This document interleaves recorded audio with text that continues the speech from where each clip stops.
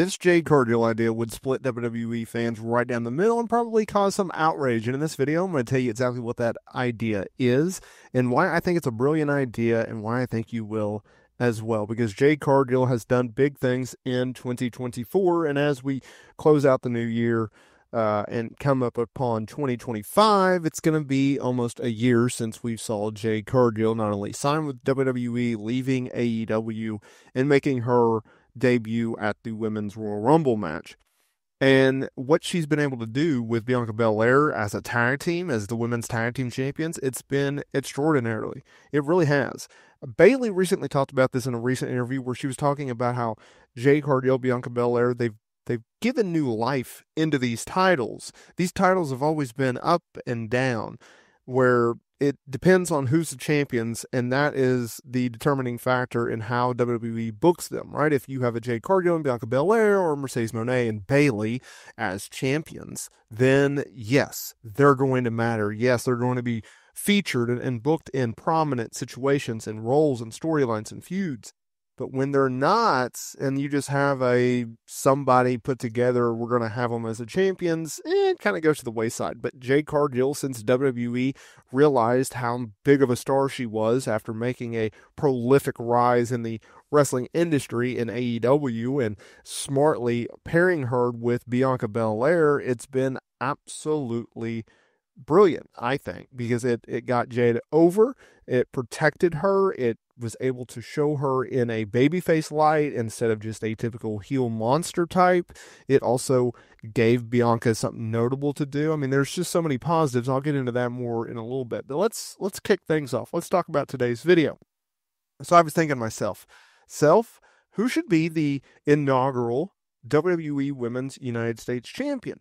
So this secondary women's championship is the first of its kind on the main roster. Sure, they did it in NXT with the NXT North American title, but the U.S. title, it's different. It's unique. We've never had a secondary title for the women. Sure, we've had our women's world championships and our women's tag team championships, but having a secondary title is pretty prolific. Now, the inaugural champion will be crowned in the tournament final match at Saturday night's main event on December 14th.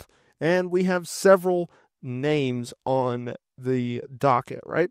We've had Bayley. She advanced in her qualifying match, going over Candice LeRae and BFAB. We still have Bianca Belair going up against Chelsea Green and Blair Davenport. Jade Cargill will be taking on Mishin and Piper Niven. We have Naomi, Tiffany Stratton, and Elektra Lopez also. So they're doing 4 triple threat matches. So Bayley will face the winner, Bianca, Green, and Davenport. And Jade, who I assume will go over in the first round, is going to face probably either Naomi or Tiffany Stratton, right? I see Lopez getting eating the pin there. So that leads us to today's video, because I was thinking to myself, who could be the inaugural champion, right? You still have Bayley. I think she's the foregone conclusion for a lot of people, right? She just lost the women's championship. This is kind of a rebound for her. Sure, that could be it. How about Bianca? How about Jade? How about Naomi? Naomi needs a championship. She hasn't done that much in terms of being a champion in WWE. In fact, I don't think she's been a champion since returning to WWE in January, although she's been in the title picture. Tiffany Stratton, you can never go wrong with her, Miss Money in the Bank. But in my opinion, I think Jade Cargill is the right person to be the champion. And I'll tell you why. It would be a way to give her a singles championship run, but without pissing people off. Now hear me out when I say that. So when Jade Cargill left AEW and signed with WWE, what was the big narrative, right? Oh, they're going to bring her in just like they did in AEW. She's going to be a big monstrous heel. She's going to be quickly fast-tracked to a championship win, and we're off to the races, because Cody Rhodes, who had jumped ship from AEW to WWE, I mean, heck, he went over Seth Rollins at 3 straight PLEs in his first year back with the company. Ethan Page, Lexis King. There's a lot of these names that have jumped from AEW to WWE that have gotten initial strong pushes and strong runs in the company, because WWE wants to look at it like this. If you're an AEW talent, if you leave AEW and you go to WWE, we're not going to punish you. This is not Vince McMahon's WWE anymore. It's not his company anymore. This is Triple H and Nick Khan's company. So if you opt to leave AEW, potentially for more money and more opportunity on a bigger stage, then we're going to give you the right opportunity to go out there and succeed. The reason I think Jade Cargill should be women's champion is because it would keep her tag team together with Bianca Belair, but it would also advance her singles career. So I have been someone who I think it is time for the song and dance of Jade Cargill and Bianca Belair as a tag team. I think it's written its course. I think it's done. However, y'all have made it very clear to me that that's not the case, that you do not agree with that. In fact, you think Jade Cargill and Bianca Belair have plenty of legs left on their tag team run. And as women's tag team champions right now, well, you would probably be right. Now, look, I still stand by that WrestleMania 41 coming upon us in a few months. It not only gives the company a lot of latitude, and it gives them enough runway where you can have them drop the championships and do a proper build to a singles match. You don't necessarily have to have one turn heel on the other, although I think that would be the best bet. You have Jade turn heel, you have Bianca Belair be the lovable babyface, but I digress. You could do it either way.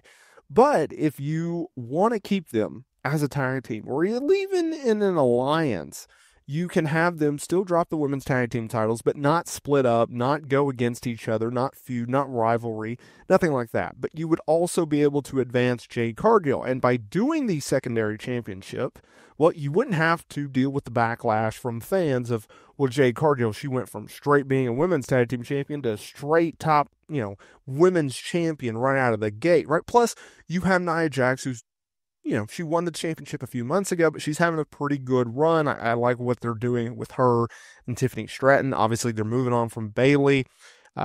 She could easily be the inaugural WWE Women's United States Champion, but I digress. Come December 14th. Come NBC, Saturday Night's Main Event, the prime time special. First time since August of 2008. I think it's time for Jade Cargill to shine bright, and I think it's time for her to win the championship. Now, as we look at this bracket, let's say they go with my idea. Let's say they go with Jade Cargill. And who? Would they do Bayley and Bianca Belair? I don't think so. So let's look at it like this. So you have Belair, Green, and Davenport. Let's have Green screw Belair out of the title or advancing in the tournament, right? So then that sets up Green, who's a heel, versus a babyface Bayley. Say that 3 times fast.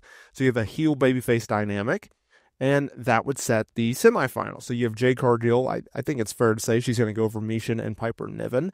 What makes more sense? I think it makes more sense to have Naomi go over, because Tiffany Stratton doesn't need necessarily the win, right? But let's just say that they want to still keep with the heel babyface dynamic. So you have Tiffany Stratton against Jade Cargill.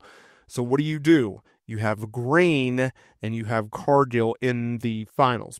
Typical babyface heel dynamic. It's good. Green is an excellent worker. She's a great character worker as well. I think that just sets up it for a perfect dynamic.